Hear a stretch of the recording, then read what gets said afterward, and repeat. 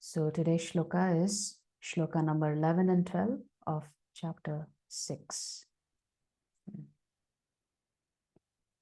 Shuchau deshe pratisthapya sthiramasanamaatmanah natyuchritam nati nicham chailajinakushottaram. Shuchau deshe pratisthapya sthiramasanamaatmanah natyuchritam nati nicham chailajinakushottaram. Shuchau deshe pratisthapya sthiramasanamaatmanah natyuchritam nati nicham chailajinakushottaram. So this is the 11th shloka. So kindly recite after me. Shuchau deshe pratisthapya Shuchau deshe Pratisthapya Sthiramasanamaatmanah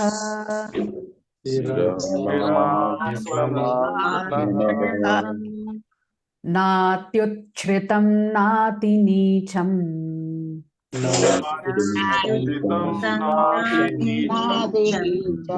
chailajinakushottaram.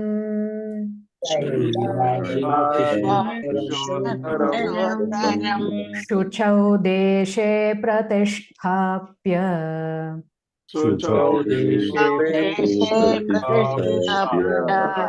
sthiramasanamaatmanah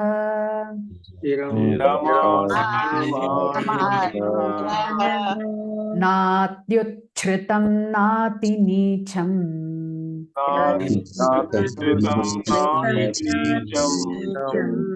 chailajinakushottaram.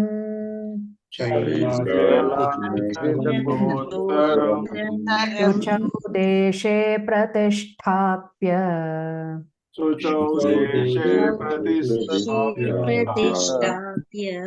sthiramasanamaatmanah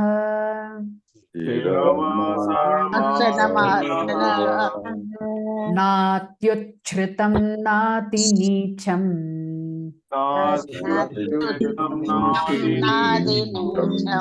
chailajinakushottaram.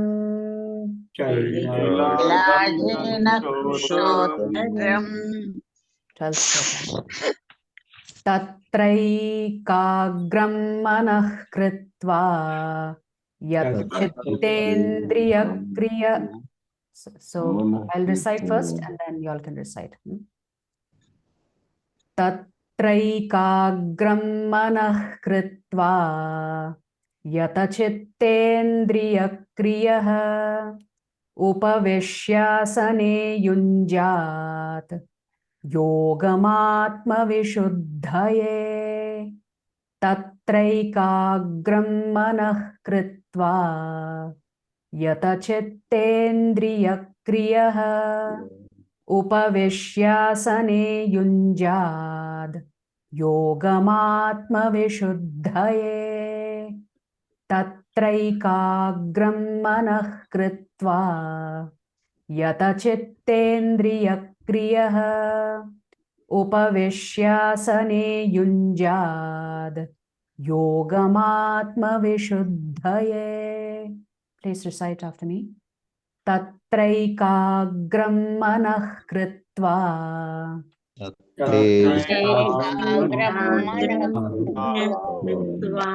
yata chittendriya kriyah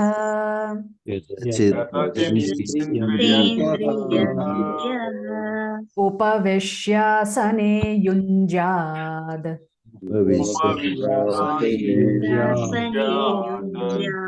yogamatmavishuddhaye.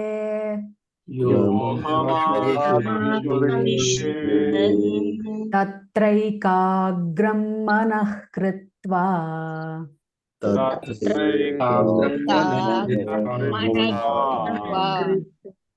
yata chittendriya kriyaha Yadachit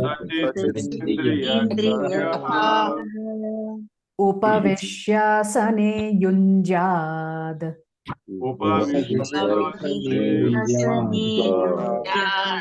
yogamatma vishuddhaye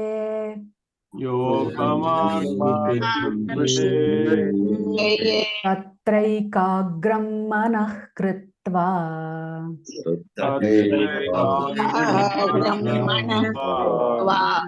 yata chittendriya kriyaha Yadachit upavishyasane yunjad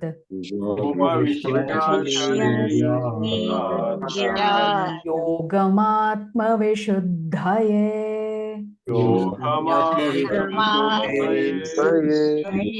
Word for word meaning and translation by His Divine Grace A.C. Bhaktivedanta Swami Srila Prabhupada. Srila Prabhupada ki.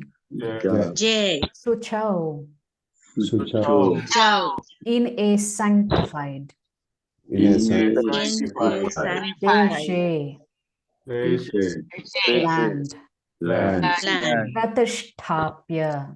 Pradishtapya Placing. placing Thiram. Thiram Firm. Asanam. Asanam Seat. seat Atmanaha. Atmanaha His own. so Na. Not.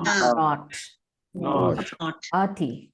Ati Tu. to Uchritam. High. high Na. na Nor. Ati. Ati Tu. to Nicham. Nicham Low. low Chaila ajina. Of soft cloth and deer skin.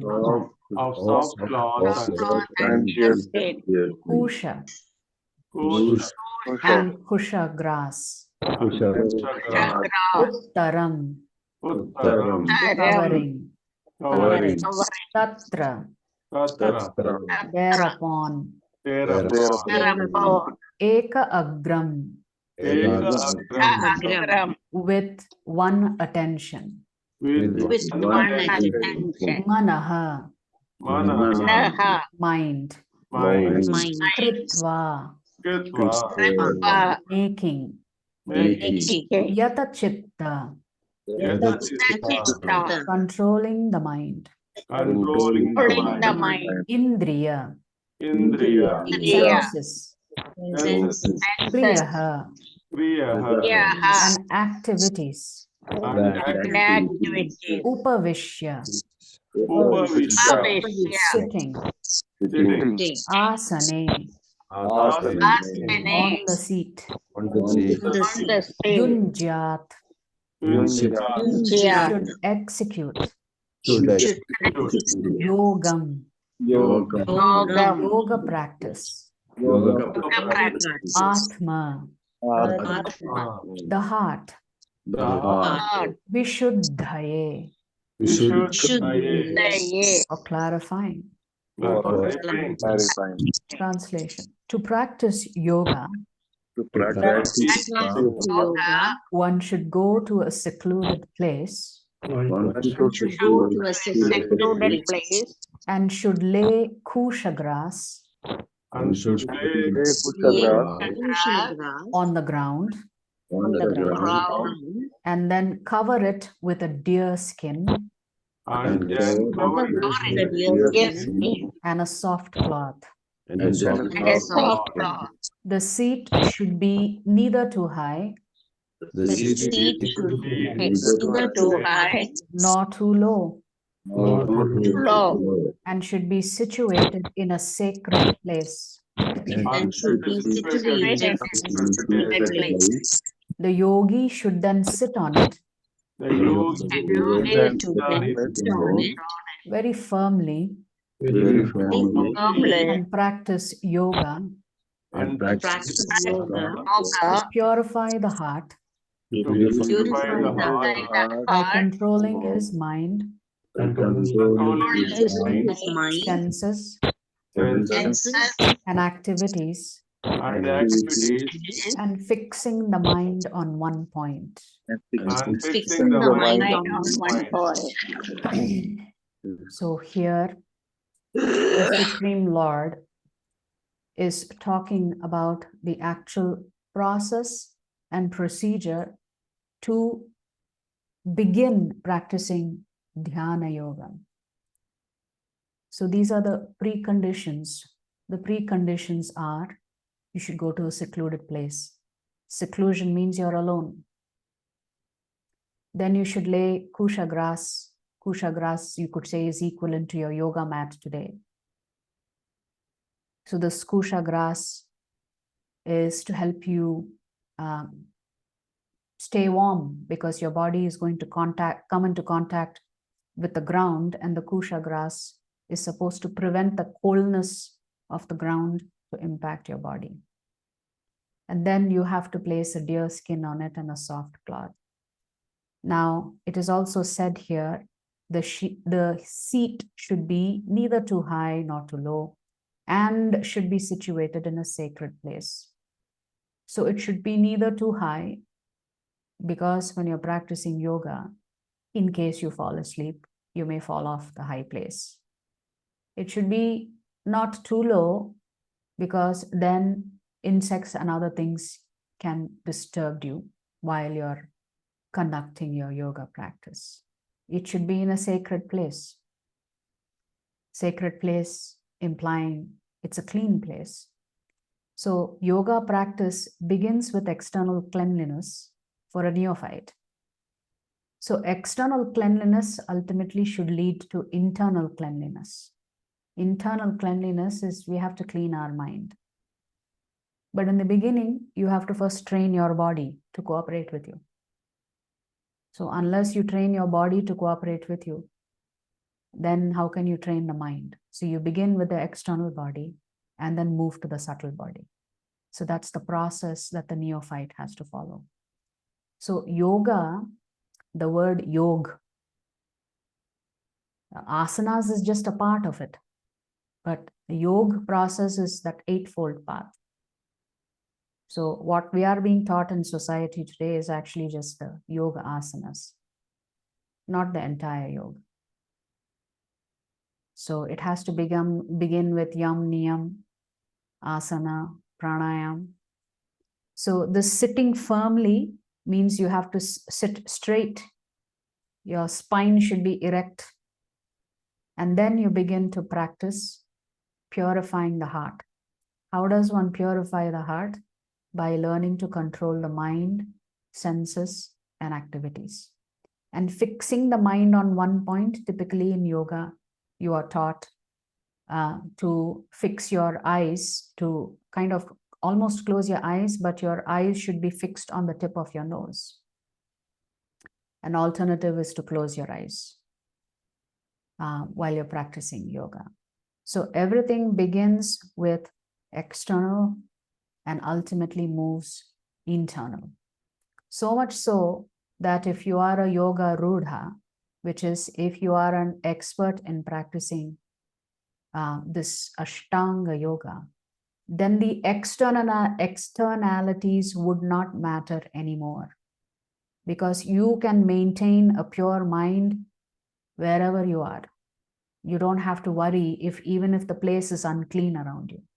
But for a neophyte, it starts with a clean place, leading to a clean mind, until you reach a very advanced stage of yoga, where you can practice this eightfold path anywhere.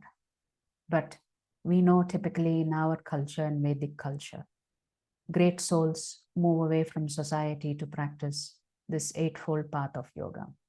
And they spend many years trying to perfect this. So, but an easiest way, the Lord says at the end of this chapter, to really control the mind, senses, and activities is simply to practice chanting the holy names of the Lord every day, hearing in that process, and associating with like-minded individuals. So Prabhupada used to always use this analogy that an iron rod becomes as good as fire as long as that iron rod is in contact with fire. The minute that iron rod is removed from fire, the cooling process begins. So the minute you disassociate yourself with chanting, hearing, listening, and associating with devotees, then how are you going to keep that iron rod hot? How are you going to keep your sadhana intact? It's just not possible. So another analogy is that when we are tending to this bhakti creeper, the seed that has been the potent seed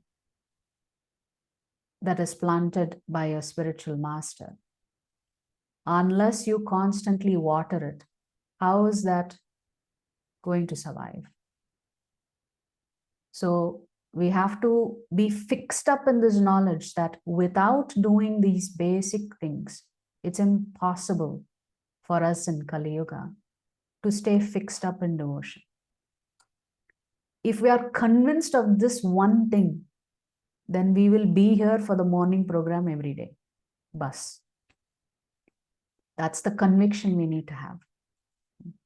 The essence of the shloka is what is the conditions that we have to meet to even begin practicing this very difficult Ashtanga Yoga.